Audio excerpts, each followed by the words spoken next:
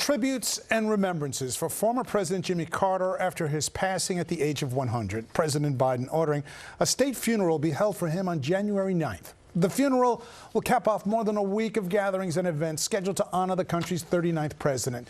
While leading the way for the historic Camp David Accords, his one term in office was clouded by the Iran hostage crisis and a bad economy.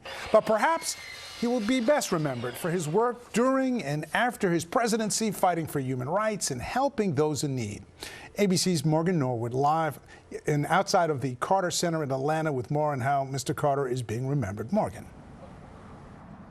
Hey, David. Well, there is a deep sense of quiet reverence and also reflection here at the Carter Center. I mean, just take a look right behind me. There's this growing memorial, and we've watched it grow throughout the afternoon. People bringing flowers, bringing signs, and I think most poignantly, also peanuts. And that is a poignant tribute back to his humble beginnings as a peanut farmer, his legacy blossoming into a global humanitarian who will be remembered for his acts of service.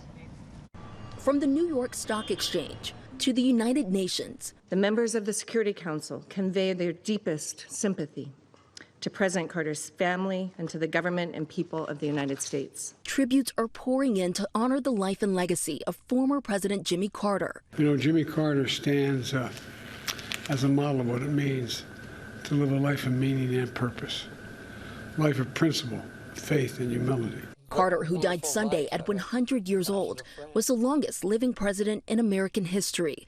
Just 56 when he left the White House in 1981 after serving one term. Carter and his wife Rosalind devoted themselves to humanitarian pursuits for the next 40 years, helping to build homes, working to fight disease, and monitoring foreign elections. Looking back on it, I wouldn't change it. The life we've had since then, 35 or more years, at the Carter Center has opened up a new opportunity for us to serve in 80 countries in the world. The former president was awarded the Nobel Peace Prize in 2002. And one of the things that they were known for in the White House was their focus on human rights. And so he really wanted to continue that, as well as work on conflict resolution. So they created the Carter Center, which has a focus. We put human rights at the center of everything that we're doing. At the Carter Center in Atlanta, a steady stream of visitors paying their respects. I really appreciate him as an ex-president, you know, building houses and all the things he'd done.